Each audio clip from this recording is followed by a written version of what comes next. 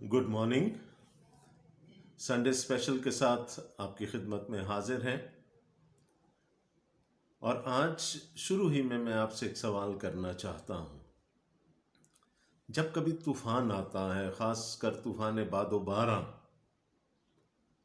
और बादल गरजते हैं और बिजली कड़कती है, तो आपका रद्द अमल क्या होता है? How do you feel through a thunder storm? यकीनन आपका जवाब यही होगा कि खौफ होता है, दिल में डर आ जाता है, वी फियर। और कई दफ़ा तो बादल इतनी ज़ोर से गरजते हैं कि they send शिवर्स up our spine. छोटे बच्चों के वालिदैन और ज़्यादा खौफज़दा हो जाते हैं कि उनका बच्चा इस पूरे एक्सपीरियंस में से, इस पूरे अमल में से क्या सीखेगा, और क्या वो डर और वो खौफ उसकी ज़िंदगी का हिस्सा तो नहीं बन जाएगा। ये फितरी रद्द अमल है, फितरी इंसानी रद्द अमल है। This is a very normal human response to a storm, a thunder storm. लेकिन खुदा के एक बंदा का रद्द अमल इससे बिल्कुल मुख्तलिफ था। और आज की सुबह मैं आपकी तवज्जो उस रद्द अमल की तरफ और उस शख्सियत की तरफ दिलाना चाहता हूँ। आइए कलाम मुक़द्दस में से मेरे साथ खोलिए ज़बूर की किताब और 29वां ज़बूर, साम 29। यहाँ लिखा है दाऊद का मज़मूर। तो वो बंदा जिसकी मैं बात कर रहा था वो दाऊद है। फ्रॉम वर्स 1, आए फरिश्तगान खुदावंद ही की तमजीदो ताज़ीम करो। खुदावंद की ऐसी तमजीद करो जो उसके नाम के शायां है। पाक आराइश के साथ खुदावंद को सजदा करो। खुदावंद की आवाज़ बादलों पर है, खुदाए जुल जलाल गरजता है। खुदावंद दिलदार बादलों पर है, खुदावंद की आवाज़ में कुदरत है। खुदावंद की आवाज़ में जलाल है। खुदावंद की आवाज़ देवदारों को तोड़ डालती है, बल्कि खुदावंद लुबनान के देवदारों को टुकड़े टुकड़े कर देता है। वो उनको बछड़े की मानिंद, लुबनान और सरयून को जंगली बछड़े की मानिंद कुदाता है। खुदावंद की आवाज़ आग के शोलों को चीरती है। खुदावंद की आवाज़ बियाबान को हिला देती है। खुदावंद कादिस के बियाबान को हिला डालता है। खुदावंद की आवाज़ से हिरनियों के हमल गिर जाते हैं और वो जंगलों को बेबर्ग कर देती है। उसकी हैकल में हर एक जलाल ही जलाल पुकारता है। खुदावंद तूफ़ान के वक्त तख्तनशी था, बल्कि खुदावंद हमेशा तक तख्तनशी है। खुदावंद अपनी उम्मत को ज़ोर बख्शेगा। खुदावंद अपनी उम्मत को सलामती की बरकत देगा। आमीन। यूँ लगता है कि शायद लबनान में, जो कि इसराइल के शुमाल में है, वहाँ से ये तूफ़ान उठा। लबनान के जंगलों को चीरता हुआ वो इसराइल की सरजमीन पर दाखिल हुआ। कोहे हरमून पे से होता हुआ वो कादिस के बयाबान में दाखिल हो गया। उसने यरूशलेम को अपनी लपेट में ले लिया। या फिर ये तूफ़ान बैर कुलज़म में भी उठ सकता है। बैर कुलज़म से उठा और आहिस्ता आहिस्ता साहिल की तरफ से ये इसराइल की मुमलिकत में दाखिल हुआ। पूरे मुल्क में से होता हुआ ये शुमाल की तरफ लबनान में दाखिल हो गया। इसकी सिमत कोई भी रही हो, लेकिन एक चीज़ हमें यहाँ पर साफ नज़र आती है कि खुदा का बंदा दाऊद इस तूफ़ान की जद में है। वो इस तूफ़ान के बीच में खड़ा है। वो सुन रहा है बादलों की गरज को, वो बिजली की कड़क को देख रहा है, वो बारिश के थपेड़ों को महसूस कर रहा है। और ये सब कुछ उसके दिल में खौफ नहीं, बल्कि उसको खुदावंद की याद दिला रहा है। वो कहता है मेरा खुदा जब बोलता होगा तो उसकी आवाज़ ऐसी ही गरज की मानिंद होगी। اب اگر ہم دیکھیں تو اس زبور کا جو بیچ کا حصہ ہے 3 آیت سے لے کر 9 آیت تک، تو وہاں پر خدا کی آواز کا ذکر ہے، بار بار 7 یا 8 دفعہ خدا کی آواز کا ذکر کیا گیا،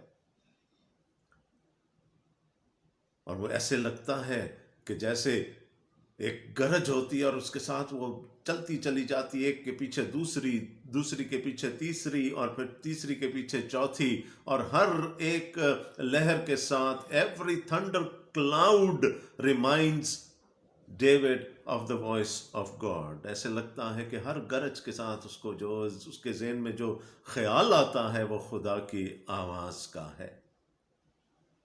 تو یہ جو سینٹرل حصہ ہے زبور کا 3 آیت سے لے کر 9 آیت تک، یہاں پر ہم خدا کی آواز کے بارے میں پڑھتے ہیں، اور پھر پہلی 2 آیات جو ابتدائیہ ہے، اور پھر آخری 2 آیات جو کہ اختتامیہ ہے اس زبور کا، وہاں پر وہ ریاکشن، وہ رد عمل جو ہمارا ہونا چاہیے خدا کی آواز کو سن کر، اس کا ذکر کیا جا رہا ہے۔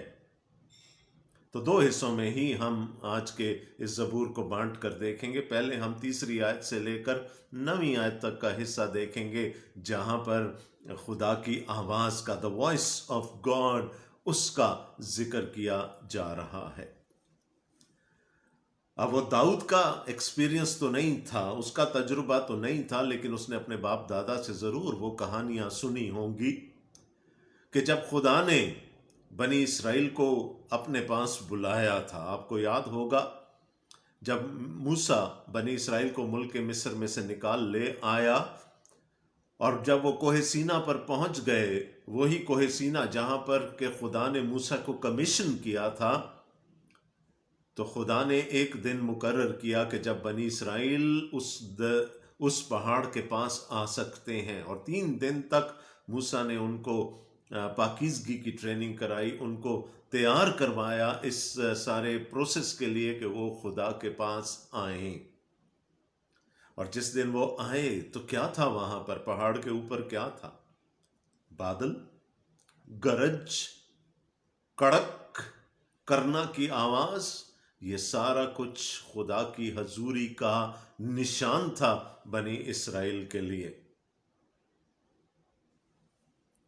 تو داؤد کو تو یاد نہیں ہوگا، یہ اس کا ایکسپیرینس نہیں تھا، لیکن اس نے یقیناً اپنے باپ دادا سے سن رکھا ہوگا کہ جب خدا اس پہاڑ پر اترا تو وہاں پر گرج بھی تھی، وہاں پر چمک بھی تھی، وہاں پر آواز بھی تھی، وہاں پر بادل بھی تھے، وہاں پر دھواں بھی تھا۔ اس لیے جب وہ اس طوفان کے بیچ میں کھڑا ہے، اور every time the thunder claps, ہر دفعہ جب بادل گرجتا ہے اس کو خدا کی آواز کی یاد آ جاتی ہے۔ اور خدا کی آواز کے بارے میں وہ کیا کہتا ہے؟ He is using it as a metaphor، وہ اس کو ایک استعارے کے طور پر استعمال کرتا ہے۔ یاد رہے کلام مقدس میں خدا کی آواز کے بارے میں بہت سارے استعارے استعمال کیے گئے۔ یہاں پر گرج ہے، بادلوں کی گرج میں داؤد کو خدا کی آواز سنائی دیتی ہے۔ اگر آپ آموس نبی کا صحیفہ پڑھیں تو وہاں شیر ببر کی گرج ہے جس میں خدا کی آواز ہے۔ اور خدا کی آواز کیسی ہے کہ جب خدا بولتا ہے تو باقی ساری آوازیں ماند پڑ جاتی ہیں۔ مکاشفہ پہلا باب۔ خدا کا بندہ یوحنا پتمس کے ٹاپو میں ہے۔ ہی از آن دی آئلینڈ آف پیٹموس۔ چھوٹا سا جزیرہ ہے، راکی ہے، چٹانیں ہیں، اور چاروں طرف سے پانی ان چٹانوں سے آ کر ٹکراتا ہے، لہریں ان چٹانوں سے آ کر ٹکراتی ہیں، اور اس قدر زیادہ شور وہاں پیدا ہوتا تھا کہ پاس کھڑے ہوئے شخص کی آواز سننا مشکل ہو جاتا تھا۔ It was a din۔ لیکن جب خداوند یسوع مسیح یوحنا سے مخاطب ہوا، اس نے ایک آواز سنی اپنے پیچھے سے آتی ہوئی، اور جب اس نے پیچھے مڑ کر دیکھا تو اپنے خداوند کو دیکھا، اور کہتا ہے کہ اس کی آواز زور کے پانیوں کی سی تھی۔ جب وہ بولا تو ارد گرد کا سارا شور، ان لہروں کا چٹانوں پر ٹکرانے کا شور، سب بیک گراؤنڈ میں چلا گیا، پس منظر میں چلا گیا۔ خداوند یسوع مسیح کی آواز اس کو اس قدر صاف سنائی دی۔ تو خدا جب بولتا ہے تو سب سننے پر مجبور ہو جاتے ہیں، اور اسی لیے شاید داؤد کی زندگی میں یہ سب سے بلند آواز ہوگی جو اس نے سنی ہوگی، بادل کی گرج کی آواز، اور اس کو وہ ایکویٹ کرتا ہے خدا کی آواز کے ساتھ، اور ہمیں اس آواز کی چند صفات بتاتا ہے۔ He is going to tell us a few attributes of that voice۔ تیسری آیت سے، خداوند کی آواز بادلوں پر ہے، خداوند ذوالجلال گرجتا ہے، خداوند دلدار بادلوں پر ہے۔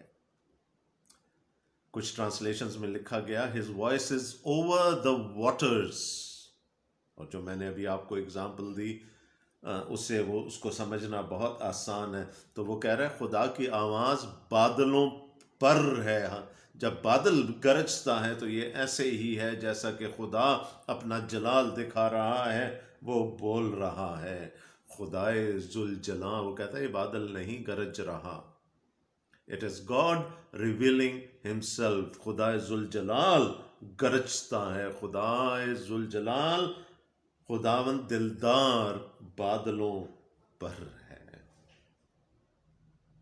He is mighty over the thunder، He is mighty over the tempest، He is mighty over the storm۔ اس کی گرج سب سننے پر مجبور ہیں۔ خداوند کی آواز میں قدرت ہے، اور یہ ہمارے لیے کوئی اچنبھے کی بات نہیں ہونی چاہیے، کیونکہ جیسے ہی ہم خدا کے کلام کو پڑھنا شروع کرتے ہیں اور پیدائش کی کتاب کا پہلا باب کھولتے ہیں تو وہاں پر ہمیں خدا کی آواز کا ذکر ملتا ہے۔ وہ بولتا ہے، وہ کہتا ہے ہو جا، اور ہو جاتا ہے۔ اس کی آواز میں قدرت ہے، خداوند کی آواز میں جلال ہے۔ It's glorious۔ When he speaks, everything rumbles۔ خداوند کی آواز دیوداروں کو توڑ ڈالتی ہے، بلکہ خداوند لبنان کے دیوداروں کو ٹکڑے ٹکڑے کر دیتا ہے۔ لبنان کے دیوداروں کا ذکر ہوا، the cedars of Lebanon۔ اور کچھ تو یاد آیا ہوگا آپ کو، جب سلیمان خدا کی ہیکل کی تعمیر کروا رہا تھا تو لبنان کے دیودار کاٹ کر لائے گئے تھے، اور ان دیوداروں کو، ان کے تنوں کو ہیکل کی چھت کی تعمیر میں شاید تیروں کے طور پر استعمال کیا گیا تھا، تاکہ وہ اس کو اسٹرینتھ دے سکیں، مضبوطی دے سکیں۔ دیودار یا سیڈر جو ہے وہ پتھروں میں سے، چٹانوں میں سے، پہاڑوں میں اگتا ہے، اور پھر وہ اگتا چلا جاتا ہے۔ It's a very tall tree, it's a very sturdy tree, بڑا مضبوط ہوتا ہے یہ، اسی لیے خدا کی ہیکل کی تعمیر میں اس کو استعمال کیا گیا۔ آج تو ہم لینٹر ڈالتے ہیں اور ہمارے پاس بہت سارے مٹیریلز ہیں، لیکن اس وقت سب سے مضبوط چھت دیودار کی لکڑی کی بنتی تھی،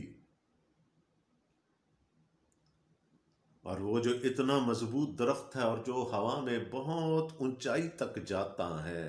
داؤد کہتا ہے خداوند کی آواز دیوداروں کو توڑ ڈالتی ہے، بلکہ خداوند لبنان کے دیوداروں کو ٹکڑے ٹکڑے کر دیتا ہے۔ اور ساتویں آیت اگر پڑھیں تو یہ بالکل واضح ہو جائے گا، خداوند کی آواز آگ کے شعلوں کو چیرتی ہے۔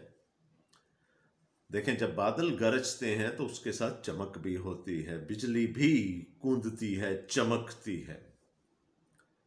اور پتہ نہیں آپ نے تو کوئی ایسا درخت دیکھا ہے یا نہیں جس پر بجلی گری ہو، آسمانی بجلی گری ہو، لیکن میں نے دیکھے ہیں، اور یہ منظر آپ کو پہاڑوں ہی میں نظر آتا ہے۔ تو جب کبھی آپ ملک کے شمال میں جائیں اور آپ ٹریک کر رہے ہوں، واک کر رہے ہوں، تو آپ کو کہیں نہ کہیں کوئی ایسا درخت مل جائے گا جس پر بجلی گری ہو۔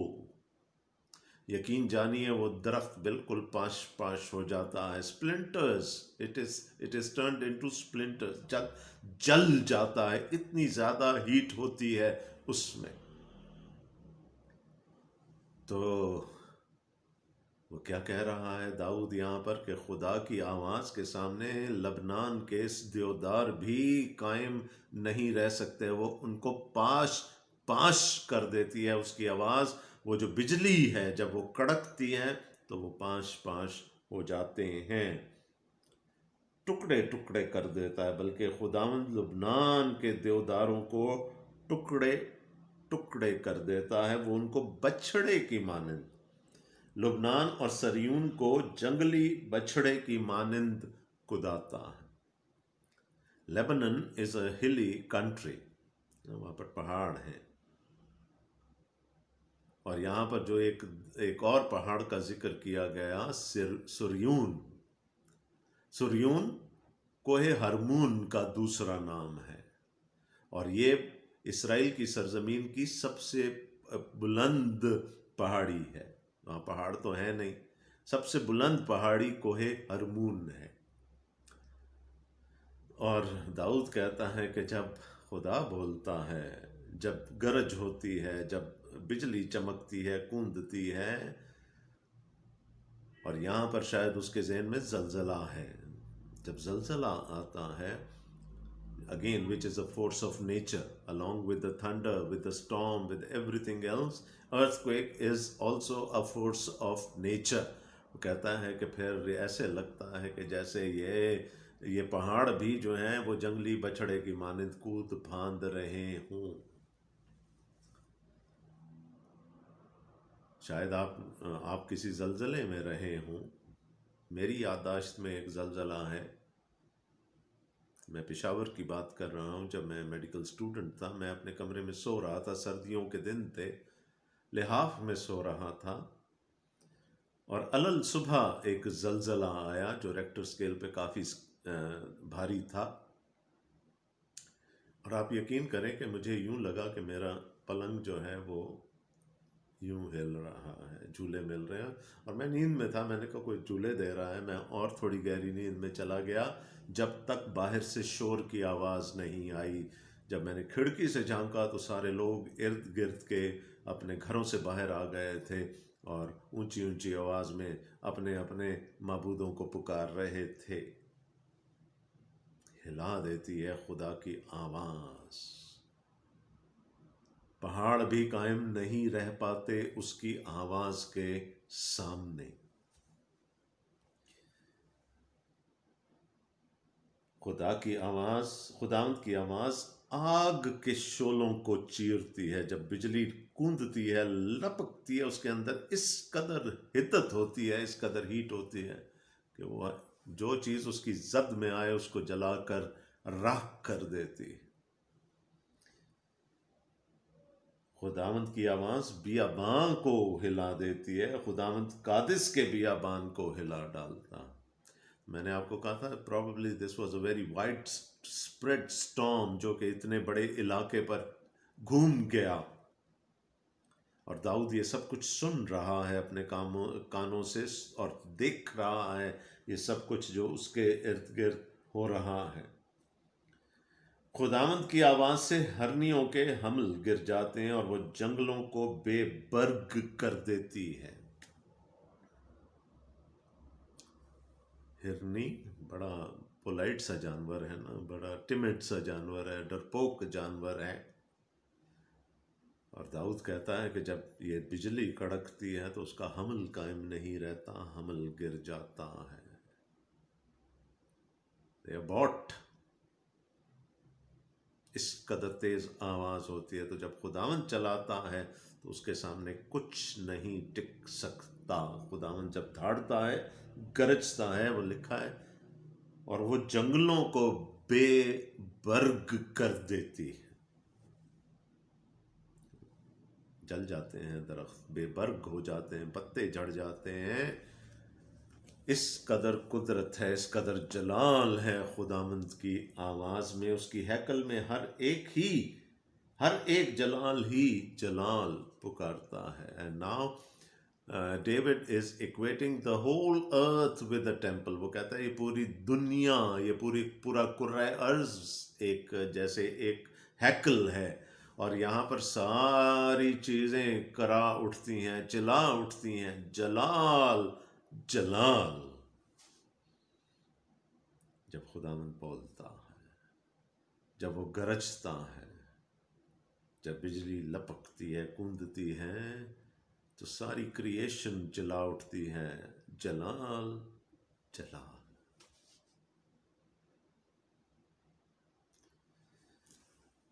ویسے ہی ایک سوال پوچھ رہا ہوں، آواز کی ضرورت کیوں پڑتی ہے؟ جو لوگ بول نہیں سکتے ان کی کمیونیکیشن ہیمپر ہو جاتی ہے، وہ اچھی طریقے سے کمیونیکیٹ نہیں کر سکتے. وہ کہا جاتا ہے نا، بند ہو مٹھی تو لاکھ کی، کھل جائے تو پھر خاک کی. جب تک ہم بولتے نہیں کوئی ہمیں پہچان نہیں سکتا، اور خدا جب تک بولتا نہیں اس کا مکاشفہ لوگوں کو ہو نہیں سکتا. وہ بولتا ہے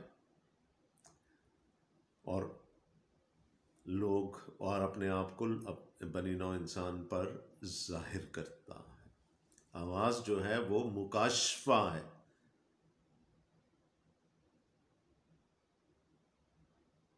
کیا کہا گیا یوحنا بپتسمہ دینے والے کے بارے میں پرانے عہد میں بھی اور نئے عہد میں؟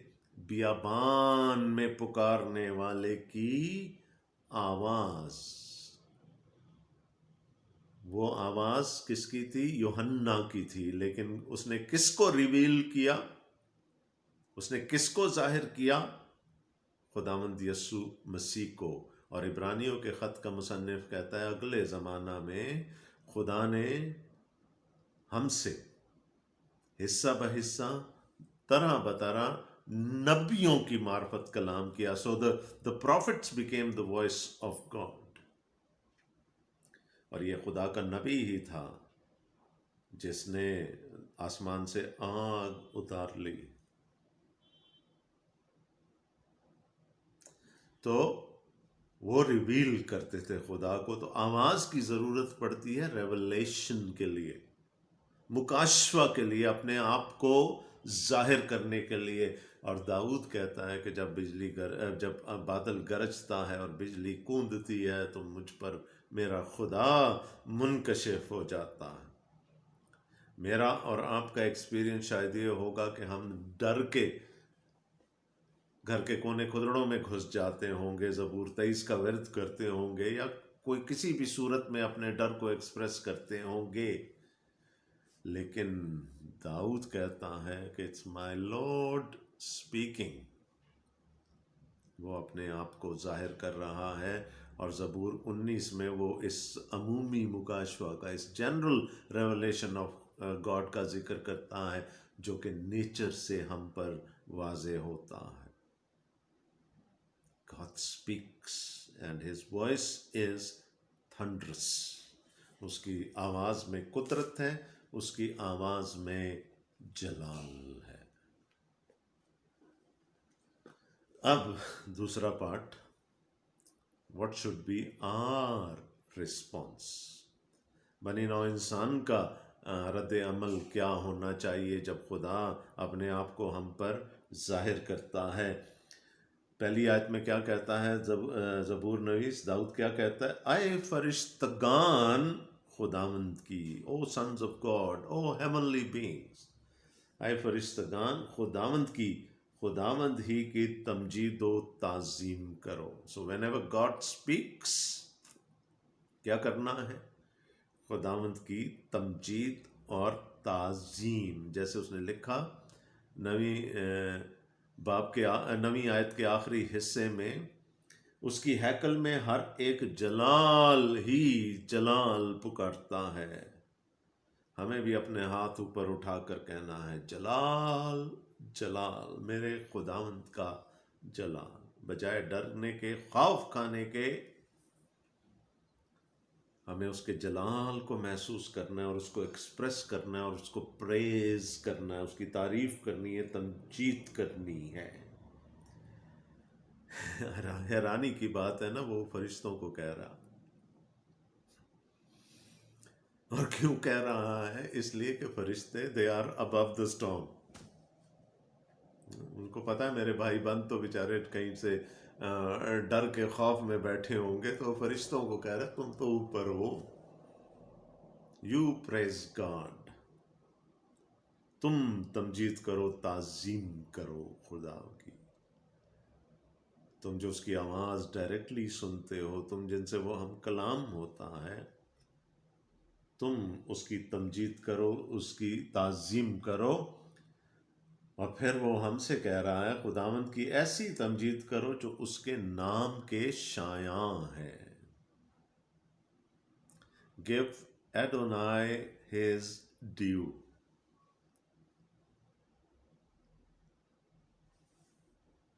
اس کی ورتھ کے مطابق، what he is worthy، اس کی تمجید کرو۔ میرا سوال یہ ہے، کیا ہم ایسی تمجید کر سکتے ہیں جو خدا کے نام کے شایاں ہو؟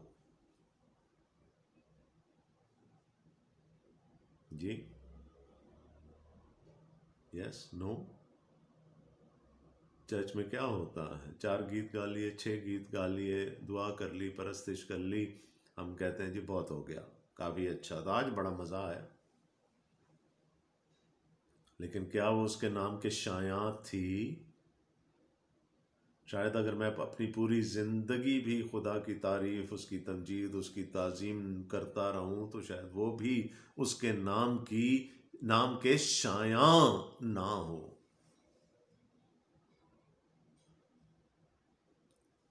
What would be his due؟ پھر وہ کہتا ہے پاک آرائش کے ساتھ، come into his presence with holiness۔ اپنا گناہ دھلوا کر، دور کر کے اس کے حضوری میں آؤ پاک آرائش کے ساتھ، in holiness because he is holy۔ اب دیکھیں، ایک بڑا چھوٹا سا کوریلیشن ہے یہ۔ خدا اپنی آواز استعمال کرتا ہے بات کرنے کے لیے، ہمارا رسپانس کیا ہونا چاہیے کہ ہم اپنی آواز استعمال کریں اس کو جلال دینے کے لیے، ہم حمد کریں، ہم تعظیم کریں۔ وہ تو بولتا ہے اور اس کی آواز میں قدرت ہے، اس کی آواز میں جلال ہے، ہم یہ جلال واپس اس کے نام کو دیں اپنی آواز۔ تو one way of dealing with the storms in our lives is to start praising God۔ ہم اس کی حمد کریں، اس کی تعریف کریں، اس کی تمجید کریں۔ اگرچہ کہ یہ زبور کا حصہ نہیں ہے، I am digressing، لیکن خداوند یسوع مسیح نے ایک اور طریقہ بتا دیا، اور وہاں پر بھی جنرلی ہماری آواز استعمال ہوتی ہے۔ اگرچہ کہ پوپ فرانسس آف اسیسی نے یہ کہا تھا کہ یوز ورڈز ویئر ریکوائرڈ، جہاں ضرورت ہو وہاں الفاظ استعمال کریں، اپنی زندگی سے گواہی دیں۔ یسوع نے جب وہ دعا کر رہا تھا، آخری دعا اپنی جو انٹرسیسری پریئر ہے، ہائی پریسٹلی پریئر خداوند یسوع مسیح کی، جس کا ذکر ہم یوحنا کے انجیلی بیان کے 17ویں باب میں پاتے ہیں، وہاں پر اس نے کیا کہا؟ تو نے جو کام مجھے کرنے کو دیا تھا وہ میں نے کر دیا۔ کام کیا تھا؟ کہ میں تیرے نام کو تجھے ان لوگوں پر ظاہر کروں جن کو تو نے اس دنیا میں سے مجھے دیا ہے، میں نے یہ کر دیا۔ Now they know you۔ تو دوسرا ہے ایک ورشپ رسپانس، اور دوسرا کیا ہے؟ وٹنس۔ جب ہم خدا کے نام کو دوسروں تک پہنچاتے ہیں، انجیل کے پیغام کو دوسروں تک پہنچاتے ہیں، اور چاہے اس میں ہمیں اپنی جان دینی پڑے، خدا کے نام کو جلال ملتا ہے، اس کا چہرہ آفتاب کے مانند چمکتا ہے۔ سو God speaks. We have to speak in response. He uses his voice. We have to use our voice to worship him and to witness for him. That is the response that we need to um, build in our lives. ہم نے اس کے نام کی تمجید کرنی ہے اور اس کے نام کو دوسروں تک پہنچانا ہے۔ اگین آئی وڈ سے کہ جو دوسرا پارٹ تھا یہ زبور کا حصہ نہیں ہے، یہ اس کی تفسیر کا حصہ نہیں ہے، یہ صرف ایک اضافی چیز تھی جو میں نے آپ تک پہنچا دی۔ 10ویں آیت، خداوند طوفان کے وقت تخت نشین تھا۔ The storm, the flood، اور وہ کہتا تھا، تو اس کا مطلب ہے کہ داؤد ماضی میں کسی چیز کی طرف اشارہ کر رہا ہے، اور وہ کیا ہے؟ طوفان نو، the flood of Noah۔ اس وقت کیا ہوا؟ خدا نے پورے سب چیزوں کو تباہ کر ڈالا پانی کے وسیلے سے۔ There was water and water and water every where, اور جب اتنا زیادہ پانی تھا تو اس میں نوح کی وہ کشتی کتنی نظر آتی ہوگی؟ جسٹ اے اسپیک، ایک ذرے کی مانند، لیکن پھر بھی اس کشتی کے وسیلے سے خدا نے بہت ساروں کو بچا لیا، جانداروں کو بچا لیا، 8 زندگیوں کو بچا لیا۔ داؤد کیا کہنا چاہ رہا ہے یہاں پر؟ کہ طوفان بھیجنے والا بھی خدا تھا، ان زندگیوں کو بچانے والا بھی خدا تھا، طوفان کو ریسیڈ کرنے والا بھی خدا تھا، اور ان کے وسیلے سے اس دنیا کو دوبارہ سے بسانے والا بھی خدا تھا۔ He was in control over that flood۔ خداوند طوفان کے وقت تخت نشین تھا۔ He was in power. He is a sovereign God۔ وہ اس وقت بھی تخت نشین تھا، وہ قدرت والا خدا ہے۔ He knew what's going to happen۔ sovereign ہے نا، مقتدر اعلیٰ ہے، بلکہ خداوند ہمیشہ تک تخت نشین ہے۔ So storms would come and go، floods would come and go, but there is one constant here, and that is the person of God۔ طوفان آئیں گے، طوفان جائیں گے، بادل گرجیں گے، بجلیاں چمکیں گی، سب کچھ ہوگا، لیکن ایک شخصیت ہے جو ان طوفانوں کے اوپر ہے، جو ان طوفانوں کو کنٹرول کرتی ہے، اور وہ شخصیت ہے خدا کی، بلکہ خداوند ہمیشہ تک تخت نشین ہے۔ خداوند اپنی امت کو زور بخشے گا۔ رائٹ ناؤ لک، کہ جہاں پر طوفان کا، گرج کا، چمک کا، تباہی کا، جل جانے کا، ٹوٹ جانے کا ذکر ہوا، اب داؤد اس کو اختتام کیسے کر رہا ہے؟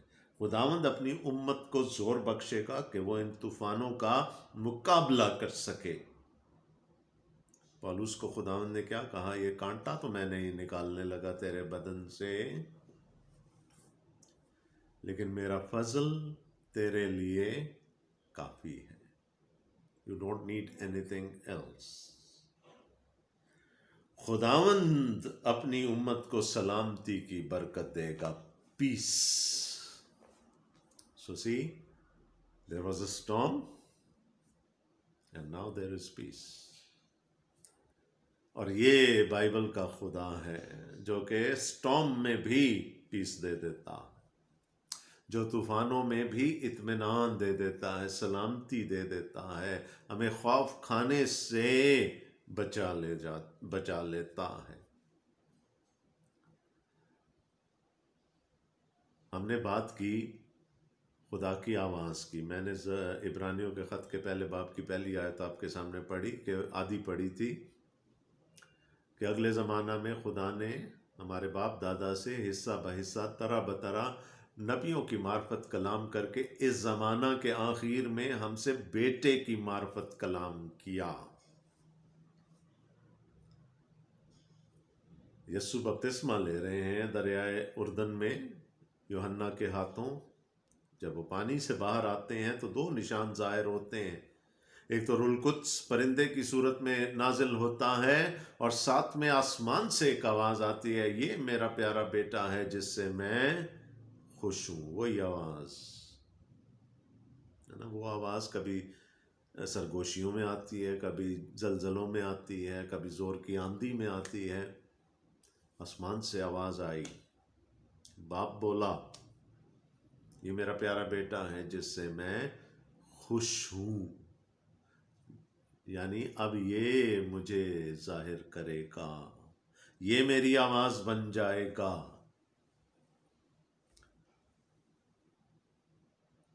اور پھر جب اس پہاڑ پر جب خداوند کی صورت بدل گئی آن دا ماؤنٹ آف ٹرانسفیگریشن، پھر سے یہ آواز آسمان سے آئی، یہ میرا پیارا بیٹا ہے، اس کی سنو۔ تو زمانے کے آخر میں خدا نے اپنے بیٹے کی معرفت ہم سے کلام کیا ہے، اور بیٹا خدا کا کامل، مکمل، آخری اور حتمی مکاشفہ ہے۔ اس کے بعد کسی اور مکاشفے کی ضرورت نہیں رہ جاتی۔ is the full, the final, the complete, the absolute revelation of God. We don't need any other revelation after that.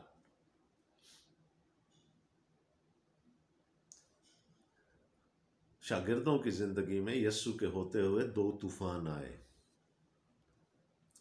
ایک وہ طوفان تھا جس میں یسوع کشتی میں نہیں تھا۔ طوفان آیا، لہریں اٹھیں، کشتی سے اونچی لہریں، ڈر گئے، خوف کھا گئے، اتنے میں کسی کو پانیوں پہ سے چلتے ہوئے آتے ہوئے دیکھا۔ خداوند دلدار بادلوں پر ہے، his voice is over the waters۔ اور میں ہمیشہ کہتا ہوں کہ خداوند یسوع مسیح جھیل کی سطح پر نہیں چل رہے، وہ لہریں ہیں اس جھیل میں، وہ اس طوفان کے اوپر چلتے ہوئے ہیں۔ خداوند کیا ہے؟ خداوند طوفان کے وقت تخت نشین تھا، بلکہ خداوند ہمیشہ تک تخت نشین ہے۔ ڈر گئے، پھر یسوع کو دیکھ کے ڈر گئے۔ اور ایک طوفان تب آیا جب یسوع کشتی میں ہے۔ ایک تو وہ تھا نا جب وہ کشتی میں نہیں ہے اور وہ طوفان کے اوپر سے ان کے پاس پہنچ گیا۔ دوسرا طوفان وہ ہے جب یسوع کشتی میں ہے اور سو رہا ہے۔ Now how can someone sleep through a storm؟ اس کی ایک بڑی آسان سی توجیہ ہے کہ وہ بھیڑ اس کو چھوڑتی نہیں تھی، اس کو سونے کا وقت نہیں ملتا تھا، کھانے کا وقت نہیں ملتا تھا، تو جہاں اس کو موقع ملتا تھا وہ اپنی نیند پوری کر لیتا تھا۔ Very plausible explanation. اس قدر تھکا ہوا تھا کہ وہ اس طوفان میں بھی سویا ہوا۔ لیکن ایک اور بات بھی تو ہے ساتھ میں، کہ اس کشتی میں اور اس طوفان میں ایک ہی شخصیت ہے جس کے اندر پیس ہے، کیونکہ وہ سلامتی کا شہزادہ ہے۔ He's at peace۔ جیسے خدا کا بندہ داؤد پیس میں ہے نا، اطمینان میں ہے، چاہے کتنے بھی بادل گرجیں، کتنے بھی بجلیاں کڑکیں، وہ اطمینان میں ہے۔ یہاں پر وہ سلامتی کا شہزادہ کشتی میں سو رہا ہے، وہ اطمینان میں ہے۔ جگایا گیا، اٹھ، ہم تو تباہ ہو چلے، مر چلے، اٹھا، ڈانٹ دیا ہوا اور پانی کو. Every thing was still. خدا اب تک تخت نشین ہے. Every thing was still. ایک طوفان اس کے بعد آ گیا. ڈر گئے سارے شاگرد. یہ کون ہے؟ Who is he؟ کہ ہوا اور پانی بھی اس کا حکم مانتے ہیں. Who is he؟ ریولیشن ملا نا. تو ہماری زندگیوں میں آنے والے بہت سے طوفان ایسے ہوتے ہیں جس میں خدا اپنے آپ کو ہم پر ظاہر کر رہا ہوتا ہے، کرنا چاہتا ہے، اور ہم ڈر جاتے ہیں، ہم خوف کھا جاتے ہیں شاگردوں کی طرح. لیکن جب خدا اپنا مقصد پورا کر لیتا ہے اور ہم پر اپنے آپ کو ظاہر کر لیتا ہے تو پھر وہ طوفان بھی چلا جاتا ہے، اور پھر وہ خدا کی سلامتی، خدا کا اطمینان، the peace of God، وہ ہمارا حصہ اور ہمارا بکھرا بن جاتا ہے. خدا جب عدالت کرے گا تو اسی طرح سے دھاڑے گا، ایسی ہی گرجیں ہوں گی نا جب عدالت کے لیے آئے گا. تو وہ جو اس کو نہیں جانتے، جنہوں نے اس کے ریولیشن کو، جنہوں نے اس کے مکاشفہ کو رد کر دیا، وہ ڈریں گے، کانپیں گے، تھر تھر کانپیں گے، چھپنے کی جگہ تلاش کریں گے. لیکن دی الیکٹ، خدا کے چنے ہوئے، جنہوں نے اس کے مکاشفہ کو قبول کر لیا، ایمان لے آئے، وہ کیا کریں گے؟ جلال، جلال، گلوری. اور یہی ہم نے کرنا ہے. جب بادل گرجیں، جب بجلیاں کڑکیں، جب کوئی طوفان آئے، ہم نے ہاتھ اٹھا کر کہنا ہے جلال، جلال. May his name be glorified. Amen.